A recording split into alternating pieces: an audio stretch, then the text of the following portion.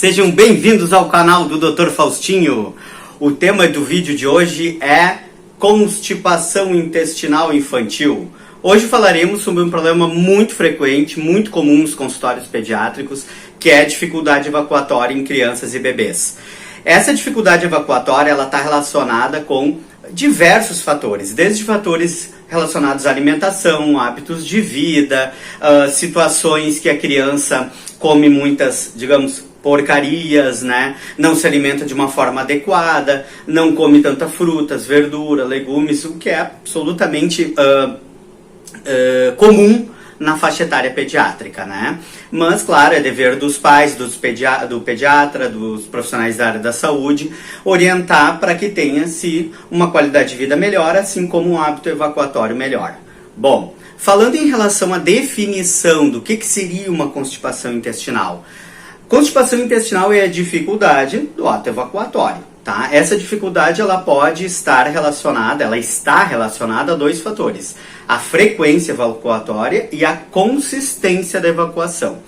A frequência evacuatória é aquela que as crianças, as que têm dificuldade, as que são caracterizadas como sendo constipadas, são aquelas que têm uma frequência de 2 a 3 dias, né? Dependendo de cada literatura que se consulte, mas em média eu pelo menos aceito até 3 dias sem evacuar, eu já considero sendo uma situação que requer um cuidado. E também em relação à consistência evacuatória, pois fezes mais endurecidas, fezes mais consistentes, fezes que demoram a criança mais a fazer cocô, que tem um esforço evacuatório maior, que machuca tanto causando dor abdominal quanto na região perianal, anal, são fatores também que são caracterizados como constipação intestinal. Ou seja, constipação intestinal não diz respeito só à frequência evacuatória. Por exemplo, eu pessoalmente prefiro que uma criança evacue a cada 2 dias, mas vá lá no vaso sanitário, sente, dá aquela despachada legal, bote todo o cocô para fora, do que aquela que faz todo dia, mas assim, até 2, 3 vezes ao dia, mas parcelado, em bolinhas, que a gente chama de síbalos, com muito esforço, às vezes até com um borramento nas cuecas, nas calcinhas. Então, eu prefiro, né, assim como muitos outros colegas, preferem que se evacue de uma forma mais tranquila, com menos esforço, menos estressante, de uma forma assim mais, não tão do dia, mas em detrimento daquela que evacua pouquinho várias vezes ao dia, tá? Então, resumo da história: frequência evacuatória não é critério de constipação intestinal. Ela deve estar associado a dificuldade, tá? Dificuldade em relação à consistência ou ao deslocamento, ao trânsito do bolo fecal, tá? Em relação à parte de hábitos alimentares, bom, aí é mais ou menos assim o que as pessoas já têm um conhecimento, né? Tem que comer bastante alimentos com fibra, alimentos que ajudam a evacuar. Aqui nesse ladinho aqui eu vou botar os alimentos que ajudam ao hábito evacuatório, que ajudam as crianças a evacuarem. E aqui deste lado aqui eu vou botar os alimentos que pioram, que tende a piorar, tá? Os hábitos evacuatórios, né? São a base de fibras, ajudam bastante, tomar bastante líquido, não segurar o cocô quando tiver com vontade de evacuar. Aí nós vamos fazer um grande parênteses, que são a situação de crianças que não evacuam fora de casa, né? Na verdade, muitos adultos também não evacuam fora de casa, né? Então, essa situação faz com que inibe o reflexo evacuatório ali no ânus, na região anal. A criança represa o cocô, segura o cocô, ele desidrata, ele perde mais líquido e, consequentemente, ele fica mais endurecido para se fazer o hábito evacuatório, para se evacuar. Então, nessa situação se faz muito importante a gente cuidar a relação de afetar o fator emocional. Por quê? Muitas vezes a criança apresenta uma dificuldade evacuatória, apresenta um receio de evacuar, e isso acaba fazendo com que a criança fique mais embotada, ela fique mais envergonhada, às vezes escapa cocô, ela fica mal cheirosa, ela sente isso e fica receosa. Tem crianças que adquirem rituais de ir atrás do sofá, de ir atrás de um móvel, se esconder, pedir para voltar a usar fraldas. Então tudo isso é por quê? Porque a causa orgânica, o problema orgânico, o problema de dificuldade evacuatória afeta o emocional. É muito raro ser o contrário no primeiro momento, ou seja, o emocional que é a causa de tudo. Não, o emocional, na maioria das vezes, o que eu presencio em consultório médico, ele é decorrente de um problema orgânico, ele é decorrente de algo que não está legal, que faz a criança evacuar com uma certa dificuldade. Então, vale a pena tratamentos psicológicos, tratamento para ajustes, assim, com auxílio de um psicólogo? Claro que sim, mas sempre indo atrás da causa orgânica que gera essa constipação intestinal, tá? Bom, em relação ainda a questão evacuatória, vale a pena nós salientar sobre as diferenças entre faixas etárias, né? Bebês, como se sabem, evacuam com uma diferença, com uma frequência não tão grande, é aceitável, desde que o cocô venha molinho. A gente pode fazer massagens em sentido horário, pode aparar as perninhas, vai ter uma imagem aqui em cima, né? Tudo isso a gente pode fazer com bebezinhos, à medida que a criança vai ficando maiorzinha. A tendência é que o hábito evacuatório comece a ser diário, como eu comentei lá no início do vídeo, tá? A criança também tem uma situação um pouquinho mais complicada em algumas vezes, que é a retirada das fraldas. Crianças que estão habituadas a evacuar nas fraldas, elas ficam um pouquinho mais de receio para tirar, né? E uma coisa um pouquinho controversa na pediatria é o uso do pinico ou não, né?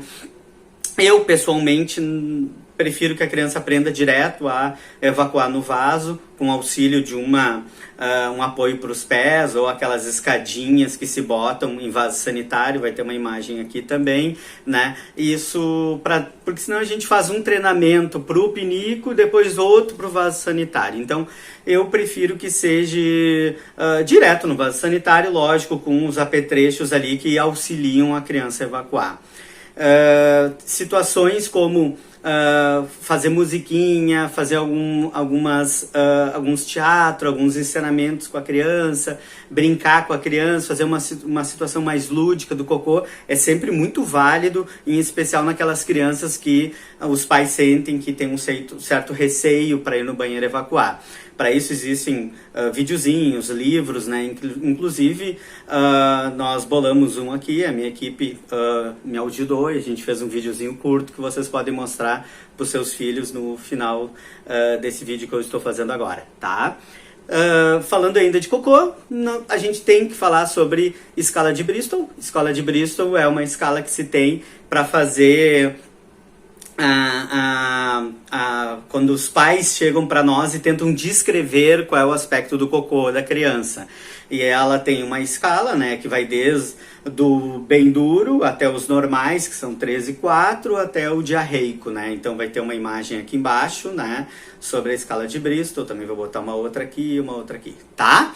Então, essa escala de Bristol serve mais como uma forma do pediatra, o gastropediatra, mostrar para os pais como que é o cocô do teu filho, se assemelha a qual dessas imagens aqui. Aí o pai vai mais ou menos mostrar e a gente vai ter uma noção do que é um cocô mais endurecido, mais pro lado de constipação, que carece de tratamento, que é aquele em síbalos, redondinho, às vezes ele vem vários grudadinho, ou é aquele grande que os pais olham assim, não sabem nem como passou pelo orifício anal, né? Às vezes até tem que usar de um balde para ajudar a despachar o cocô, né? Então os pais chegam para mim no consultório e dizem: meu Deus, eu não sei nem como é que passou, parece maior que a de adulto, né? E esses casos, obviamente, têm que ser tratados para se evitar uma fissura, uma hemorroida, uma dilatação com perda de reflexo anal, enfim, todas as consequências que uma constipação mal tratada pode ocasionar. O enema opaco também é útil para se avaliar a anatomia, a conformação do intestino grosso. ver se tem ptose de transverso, que é uma parte do intestino que está mais caída, se tem colo redundante, que são voltas a mais a nível intestinal, normalmente ocorre no flanco esquerdo, se há uma compressão da parte do fígado, né, chamado de síndrome de Chilaidite, enfim, uma série de situações a gente consegue também elucidar o quadro com o enema opaco, que é um raio-x contrastado de intestino, tá? Que algumas vezes se faz necessário. Outras vezes, mas aí muito menos frequente, é a utilização de uma colonoscopia e às vezes de uma biópsia da região anorretal, tá? Mas são situações muito mais menos corriqueira do que as habituais, que são crianças com dificuldade evacuatória ou porque tem algum probleminha de anatomia ou por questão de hábitos alimentares, tá? Em relação ainda ao diagnóstico, né? A gente tem que fazer uma história minuciada de cada criança, tem que fazer minuciosa, de cada criança, tem que ver os hábitos alimentares. A gente pode, inclusive, fazer um diário alimentar para ver para os pais se conscientizarem os alimentos que estão comendo de forma errada e os que estão deixando de serem consumidos, assim como analisar a quantidade de líquido que está sendo ingerida, tá? Em relação aos tratamentos, existem as lactulonas, né, que são um dos tipos de tratamento, os polietileno-glicóis, que são o famoso PEG 4000, né, além de procinéticos, e eventualmente pode-se recorrer ao uso de óleos minerais. Está muito ainda em evidência o uso de probióticos e moduladores intestinais, né, para a parte intestinal.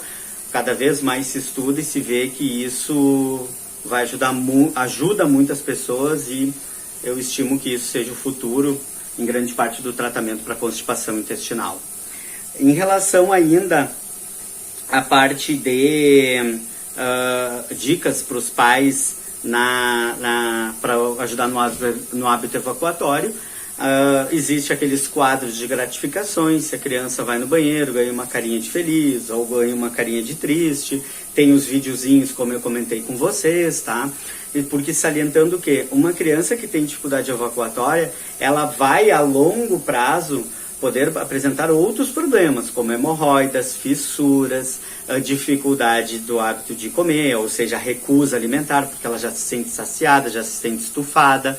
São crianças que têm a parte emocional afetada, são crianças que têm um embotamento afetivo, são crianças que começam a se retrair, muitas vezes nem querem ir na escola porque já sentem que eliminam um odor, que muitos colegas já fazem piadas, né, que já zombam da criança. Então, a constipação intestinal, ela não tratada, ela pode desencadear uma série de problemas, tá? Então, o fundamental é o quê? Diagnosticar se tem ou não tem constipação intestinal, primeiro ponto. Segundo, se tem uma constipação intestinal, ela é devido a hábitos alimentares da família em si, ou ela é consequência de um problema orgânico.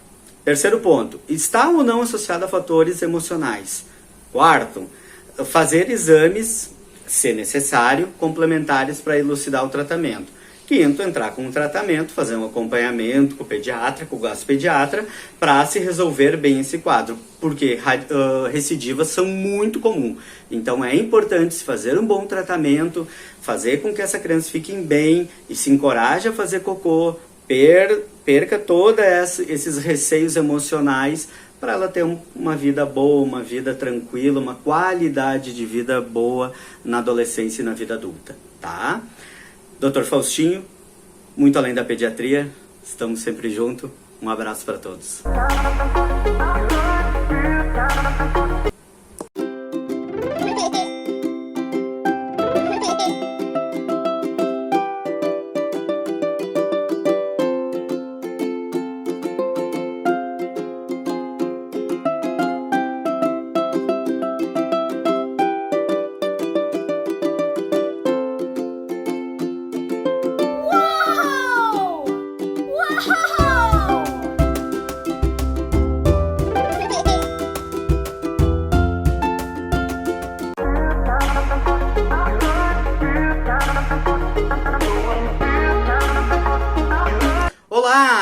Sejam bem-vindos no canal do Dr. Faustinho. Hoje faremos um vídeo rápido sobre engasgos em crianças e bebês.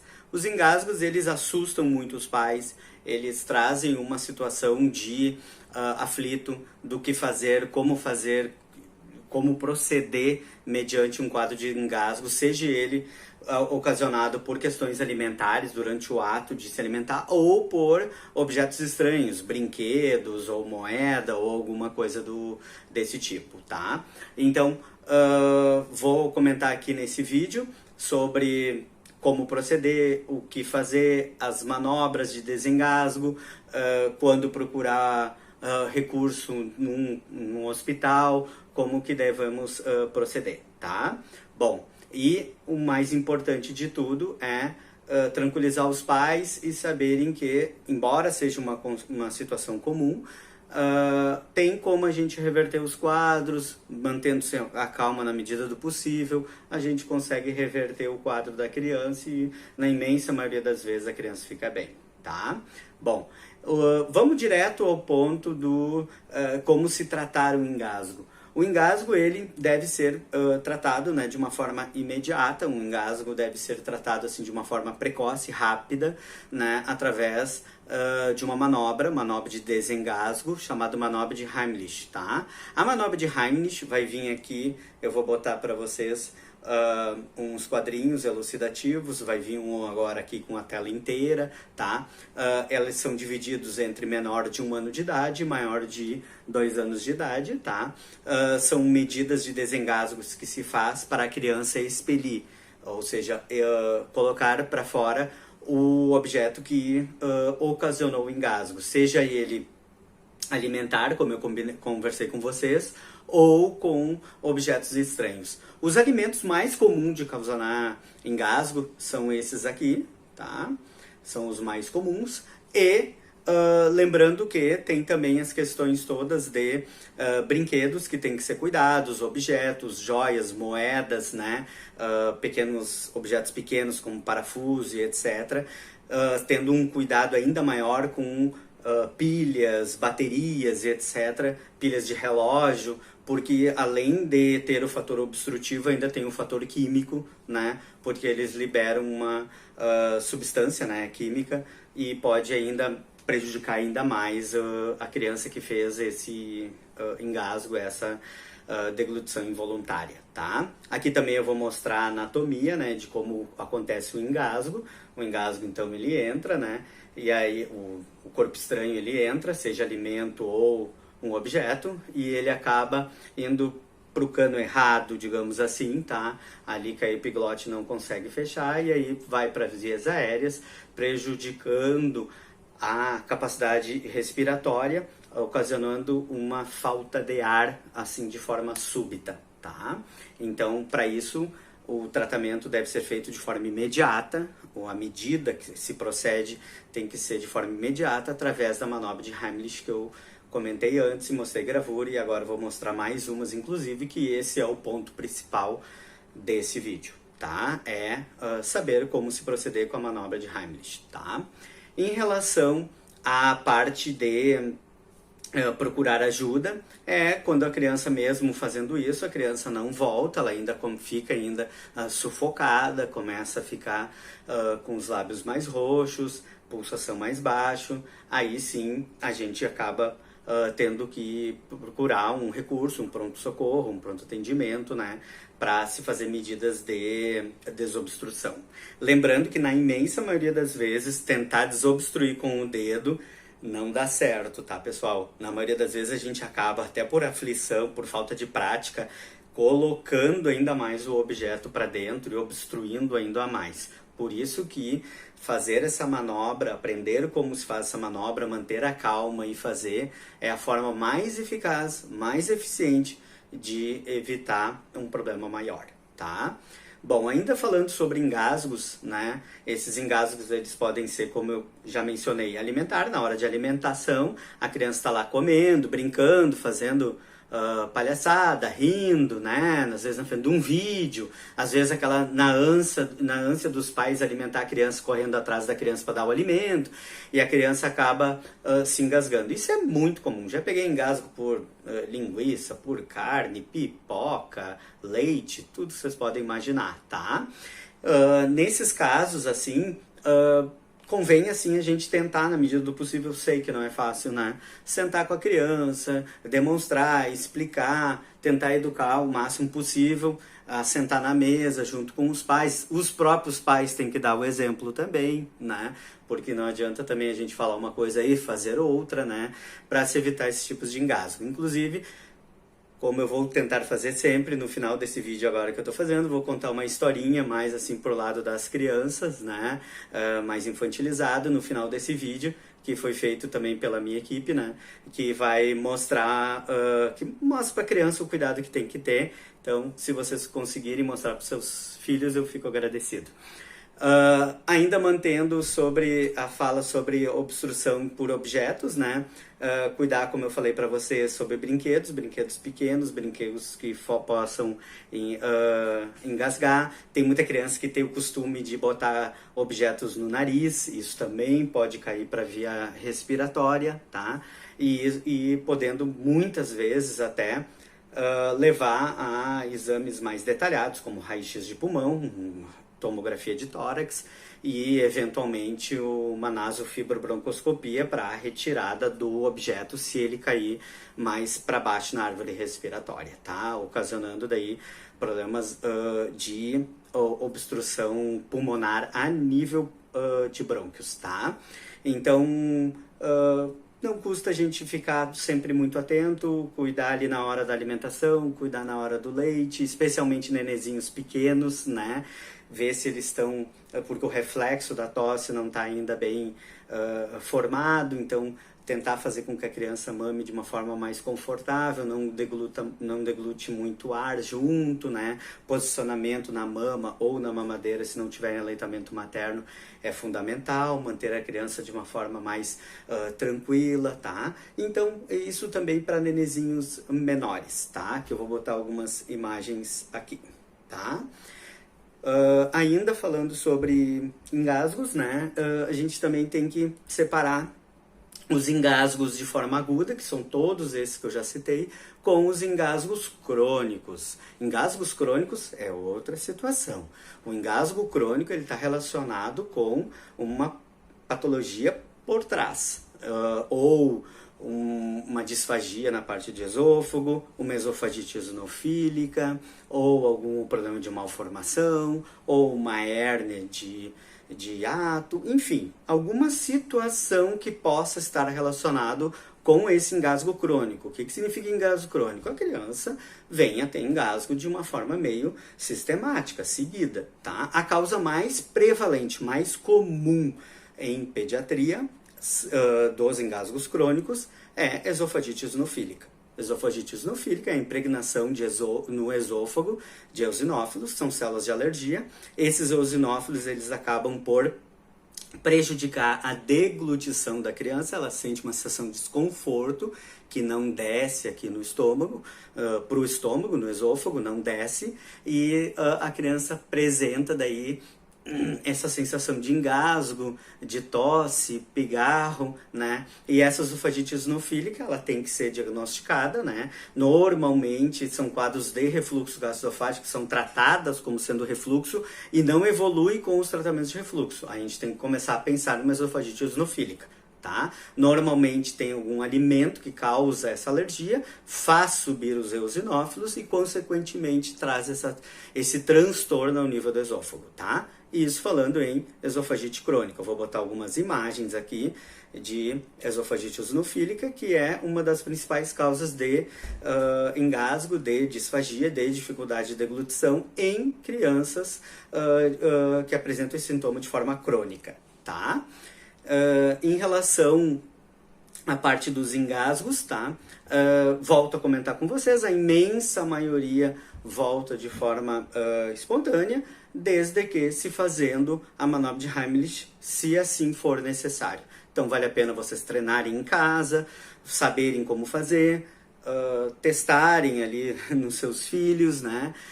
Mas como forma de, se um dia vier a acontecer, vocês mantendo a calma consigam fazer e assim evitando consequências piores para os seus filhos. Dr. Faustinho, muito além da pediatria, estamos sempre juntos.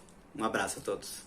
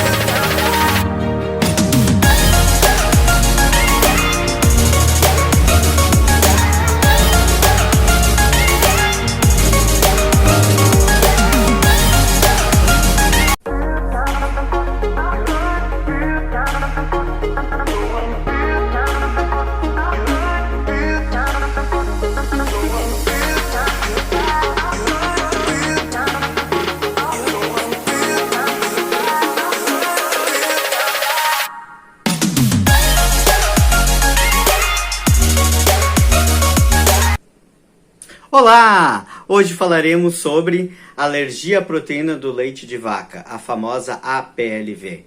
A alergia à proteína do leite de vaca, como o próprio nome diz, é a alergia desencadeada pela proteína do leite da vaca em crianças, né, em especial bebês, mas também pode acontecer em crianças mais velhinhas, adolescentes e até mesmo adultos, tá? A alergia à proteína do leite de vaca, ela se subdivide em duas partes, em dois tipos, melhor dizendo.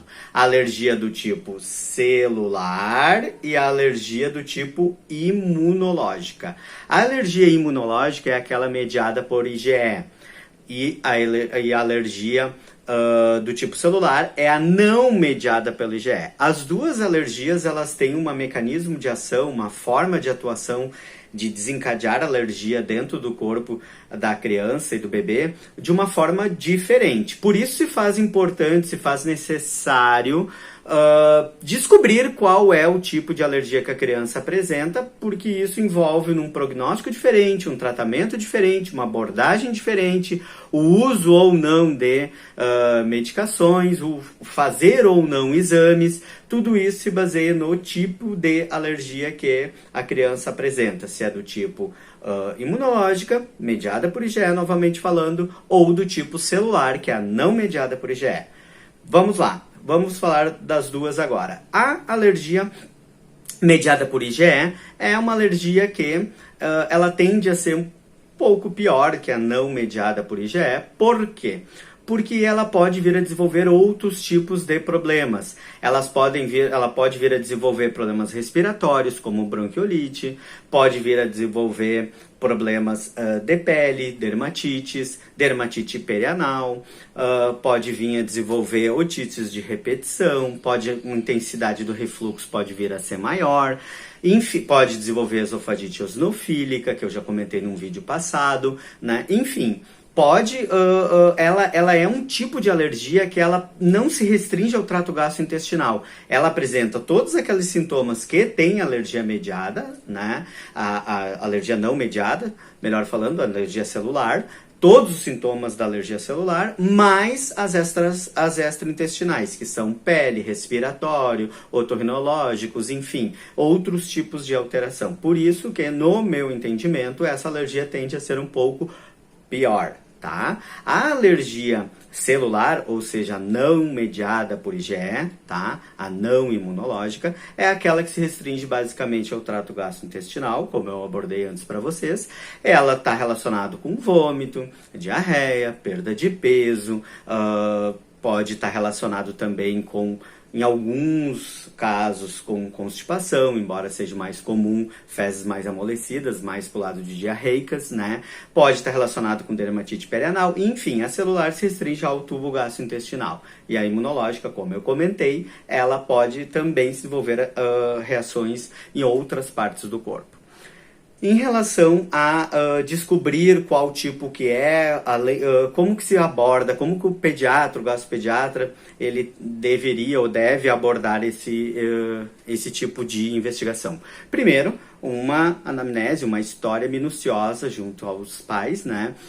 Junto com a mãe, desde o tempo lá da gestação, o que comia, como comia, se consumia muito leite, se teve uma introdução precoce de algum complemento ainda a nível hospitalar, antes de ter alta, porque pode ter feito uma sensibilização precoce do nenê. Enfim, toda essa história clínica do paciente, ela se faz muito importante no entendimento da alergia à proteína do leite de vaca, seja do tipo imunológico ou do tipo celular. Em relação à parte de alergia ainda, para critério de investigação, de avaliação, eu lanço mão de exames de fezes para ver se tem perda de sangue nas fezes, se tem muco, se tem substância redutora, qual é o grau de pH. Isso não faz diagnóstico, porém ele canaliza, ele nos mostra para qual local, para que tipo de problema a criança venha estar desenvolvendo, né? Se é para o lado de alergia mesmo, e já dá indício se é do lado celular ou imunológico, como eu falei para vocês, que varia um pouco o tratamento. Em relação a outros tipos de avaliação, pode-se lançar a mão também de ecografias, né? Ecografias para se fazer, para ver vasos entéricos, né? Ecografia para ver o fluxo de sangue a nível intestinal, ver se tem linfonodos aumentados, ver se tem edema de alça. Também já se exclui outras causas de problema gastrointestinal, né? Que a criança pode estar com cólica, estufamento, desconforto. A gente atribui a alergia à proteína do leite de vaca, mas no fundo ser outro tipo de problema. E nesse sentido, a eco também é elucidativa, ela também nos ajudaria, tá? Feita por um bom profissional, um profissional competente, um profissional acostumado com bebês. Também ela se faz importante para ver o refluxo, embora eu já comentei para vocês em outras ocasiões, no vídeo passado, que a eco de refluxo ela é um complemento, ela não faz tanto diagnóstico, porque o próprio fato de colocar o transdutor ali já pode fazer com que venha a ter refluxo, mas ela nos ajuda também a excluir a hernia de hiato, a excluir um esfíncter superior incompetente, enfim, é um apanhado de dados que a gente tem que ter para se caracterizar, para se fazer o diagnóstico de APLV ou não. Também, à medida que a criança vai ficando mais velhinha, né, dá para se fazer alguns exames de sangue que eles mostram, que eles dão um indicativo se a criança tem alergia à proteína, em especial do tipo IgE, ou seja, mediada por IgE, a imunológica. Por quê? A partir do momento que o sistema imunológico da criança ele vai ficando mais maduro, ele vai ficando mais bem formado, isso por volta dos 100 dias de vida, o médico, o gastropediatra, ele já pode lançar mão de alguns exames para se diagnosticar a presença ou não da alergia do tipo mediada. Dá para se fazer para se diagnosticar das proteínas existentes no leite de vaca, alfa-lactoalbumina, beta-lactoglobulina e caseína em especial. São as 3 tipos de proteína existente no leite de vaca que podem vir a ocasionar alergia nas crianças, né? Cada uma tem um tipo de característica que eu posso esmiuçar depois melhor para vocês, principalmente para as pessoas que forem membros, né? Porque senão o vídeo vai ficar muito longo. Para cada um também tem uma particularidade, tem uma forma de tratamento. Isso a gente pode abordar e vocês me fazerem perguntas, isso mais eu vou deixar para os membros, tá? Porque senão o vídeo vai ficar longo e tem algumas questões um pouco controversas que eu prefiro falar apenas para os membros, tá? Em relação ainda falando da avaliação, então pode-se fazer esses exames de sangue e já podemos também colocar junto, né, para ver se está desenvolvendo alergias cruzadas. É muito comum a criança ter alergia à proteína do leite de vaca e puxar outras alergias, vir a ter outras alergias, são as chamadas alergias cruzadas. Alergia à clara de ovo, alergia ao glúten, alergia à carne bovina, alergia à soja, principalmente, a que mais tem a relação de cruzamento com a proteína do leite de vaca. O tratamento, basicamente, ele é feito com a isenção da dieta, seja pela mãe que está amamentando ou a criança que já está ingerindo alimentos ou o complemento, porque a mãe não pôde dar o leitamento materno, o seio materno, em leites especiais. Para isso existem os leites à base de aminoácidos, formas de aminoácido, existem algumas marcas no mercado, né? Existe também as cadeias de peptídeo, né? Que são os parcialmente hidrolisados, né? E a cadeia de aminoácidos são os totalmente hidrolisados, parcialmente hidrolisados, né? Que é outra linha de leite, sendo que também há a possibilidade de se usar, em alguns casos, o leite de soja, e em casos que não há uma adesão, não há uma receptividade boa da criança por algum motivo, né? A gente pode também lançar mão de outros tipos de leite, claro, isso para uma criança mais velhinha, que já está se alimentando, que já está comendo outros alimentos, a gente pode usar leite de arroz, leite de amêndoas, existem outras composições que a gente pode fazer, dependendo de cada caso, se a criança tem uns exames nutricionais bons, se ela come de uma forma diversificada, a gente pode lançar mão desses tipos de leite também, sem problema nenhum, tá? Claro que cada caso tem que ser individualizado, tá? Em média, as alergias descobertas precocemente, elas têm um índice de cura por volta de 1 ano e 3, 1 ano e meio, mais ou menos, tá?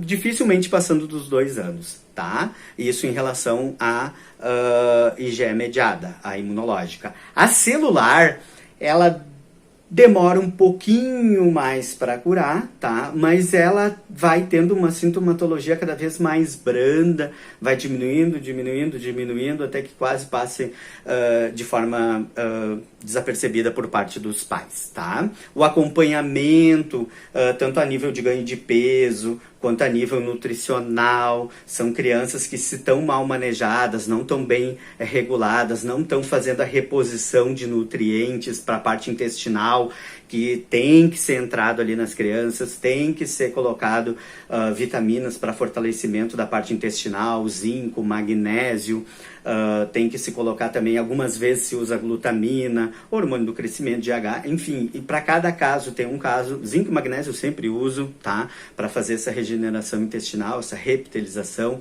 né, que a alergia acaba danificando, machucando, tá? As alças intestinais. A gente também lança mão de probióticos, né? Probióticos para fazer com que a microbiota intestinal ela nos ajude a criança a ter menos cólica, ter menos desconforto, absorva melhor os nutrientes, evite com que tenha uma síndrome de má absorção, incluindo uma absorção deficitária de ferro, fazendo com que ela possa vir a ter uma diminuição da reserva de ferro, assim como a falta de ferro na corrente sanguínea, gerando uma anemia. Tá? Então tudo isso se faz importante, todo esse apanhado de alergia tem que ser feito, tem que se fazer um bom diagnóstico, tentar descobrir o tipo de alergia, acertar na forma de tratamento. Alguns casos, inclusive, os tratamentos podem vir a ser usados, principalmente nas crianças um pouquinho mais velhinha, perto de 1 ano, tratamento farmacológico à base de antialérgico para os casos que são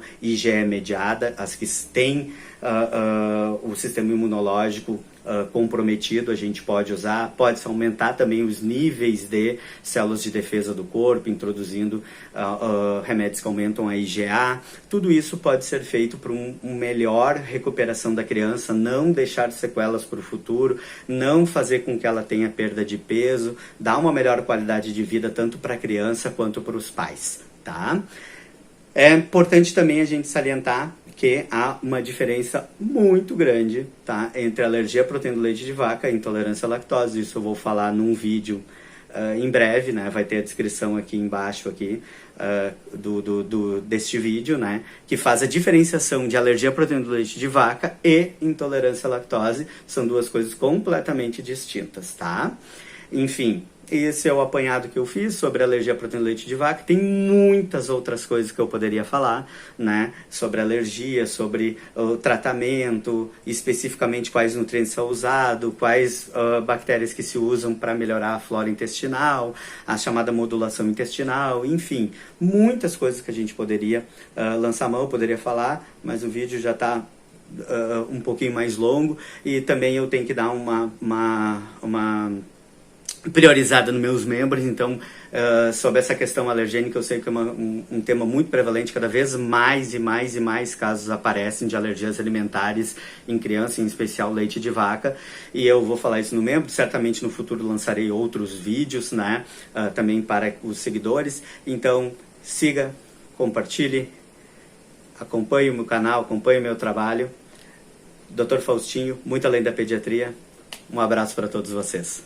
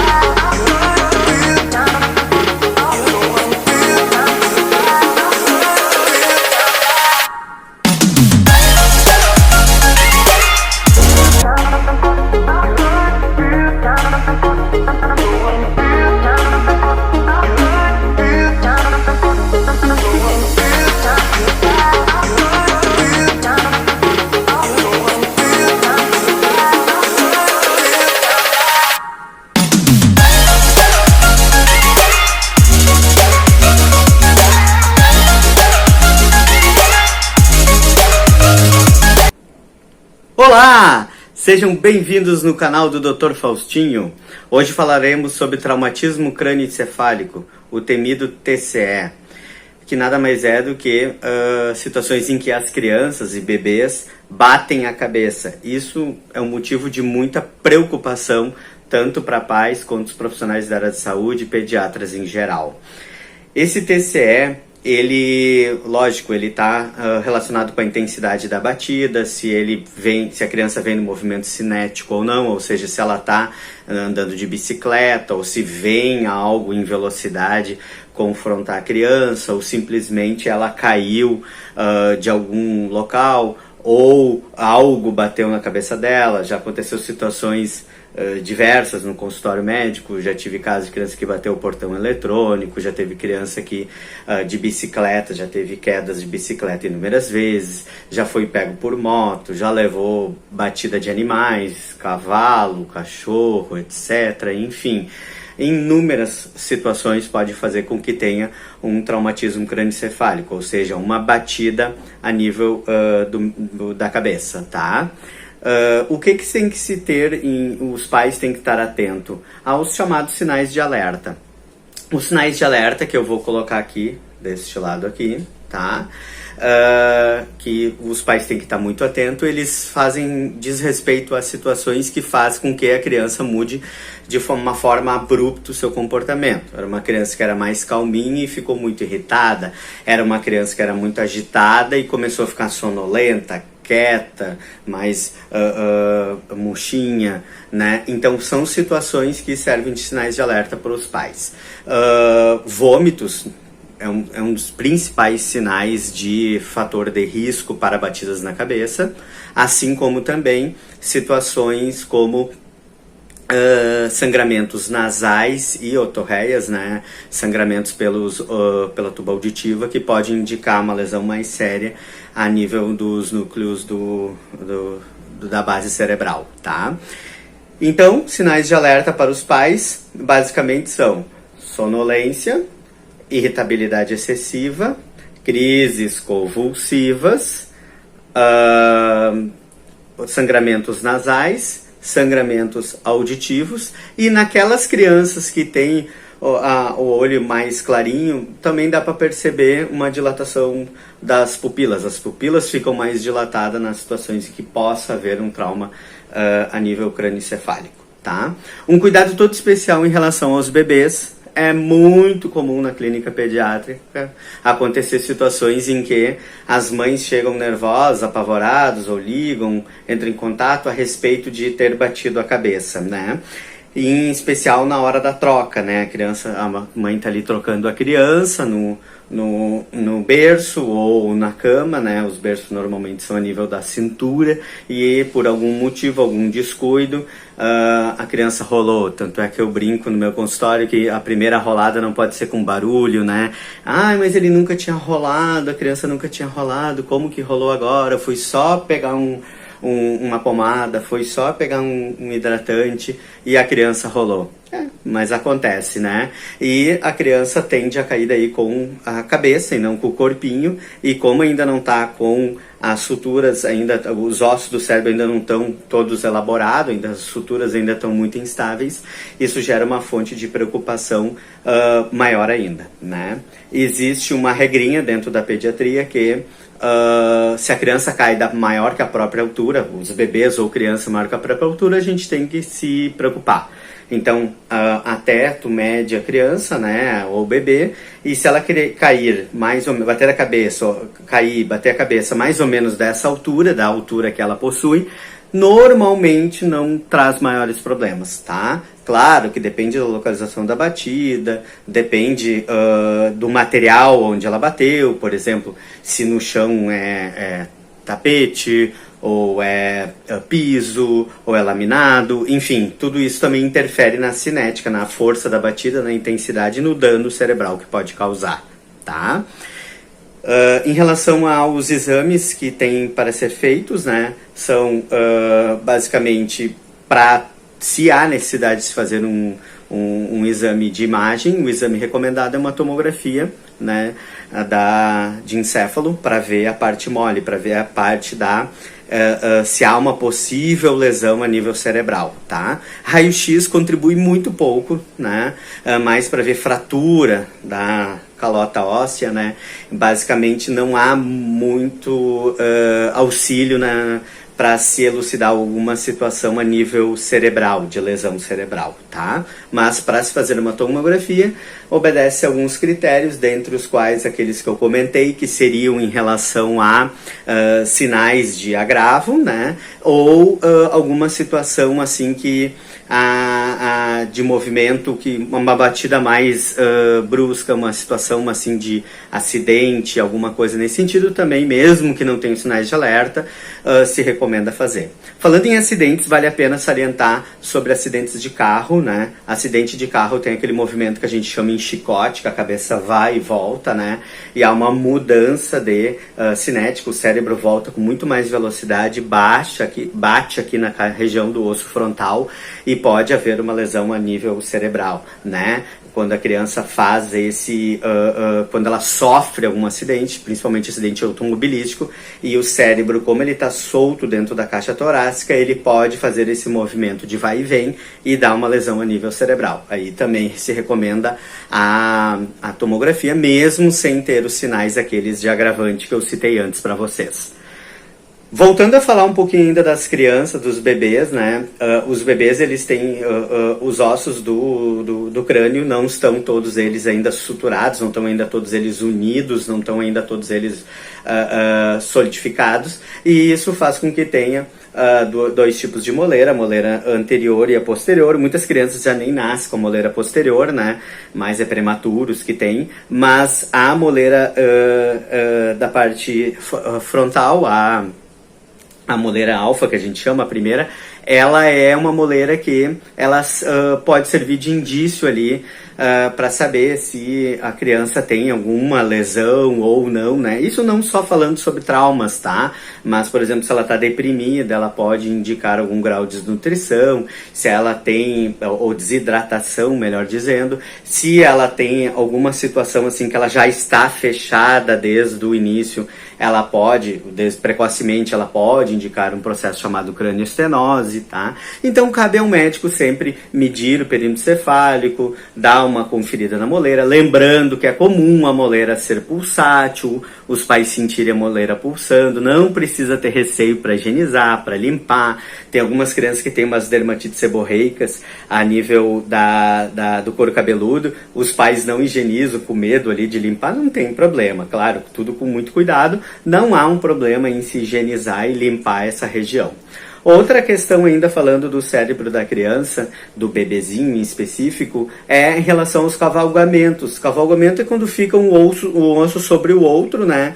Para ter espaço para o cérebro aqui dentro crescer. Então o cérebro vai crescendo e vai se fazendo esse movimento aqui. Então isso é um processo chamado cavalgamento ósseo, que é importante a criança ter, é bom a criança ter, para dar espaço ali para o cérebro crescer, tá?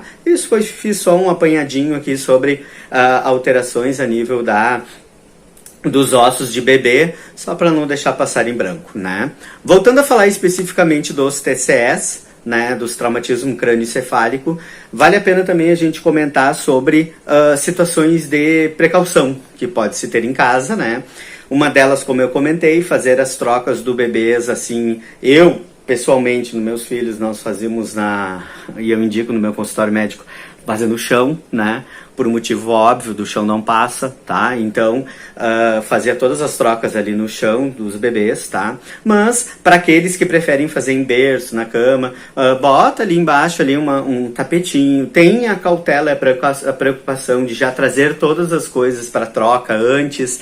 Então, são pequenos detalhes, assim, que podem fazer muita diferença, porque depois que a criança bate a cabeça, a gente fica com isso grilado, assim, fica com isso incomodando a gente por alguns dias, né? Mesmo que não tenha nenhum desses sinais de agravo, tá? Às vezes tem criança que cai tanto, que bate tanta a cabeça, seja em parede, alguma coisa assim, ou tem essas batidas ao longo do dia, que dá vontade de botar um capacete assim na criança, né?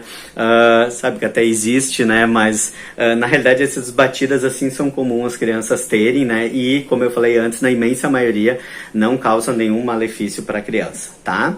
Em resumo, traumatismo crânioencefálico são batidas que se tem a nível da cabeça, tem que cuidar os sinais de agravo, que eu vou botar de novo aqui, é a parte mais importante do nosso vídeo de hoje, tá? Tem que ficar muito atento quando essas situações. Existe aquela situação assim também que se diz, pode dormir, não pode dormir a criança. Na realidade, o fato de não poder dormir é mais no sentido de não perder o parâmetro de a criança estar sonolenta ou não, tá? Na verdade, poder dormir até poderia, né? Se estivesse no horinha dela, no momento dela, mas a critério assim de análise, de uma maior veracidade de se a criança vai desenvolver alguma lesão cerebral ou não, se opta e se pede para se evitar com que a criança durma ali por um período de 2, 3 horas, mais no sentido de não perder o parâmetro se ela vai ficar sonolenta ou não, tá? Qualquer coisa de diferente, se vocês ficarem preocupados, ficarem nervosos, tiverem os sintomas ali de agravo, tem que procurar um atendimento médico de pronto-socorro, e o exame de imagem a ser realizado seria uma tomografia de crânio, de encéfalo, né, para se certificar se realmente não há nenhuma lesão cerebral, tá? Mas saliento novamente que a imensa maioria dos casos as crianças não apresentam maiores problemas, é muito mais um susto, mesmo que tenha dado um barulho grande, mesmo que tenha acontecido de vocês não terem visto, né, a batida, na imensa maioria das vezes não acontece nada, tá? Nada de mais sério a nível cerebral na criança, tá? Curta, compartilhe, seja membro do canal. Dr. Faustinho, muito além da pediatria, estamos sempre juntos. Tchau, pessoal.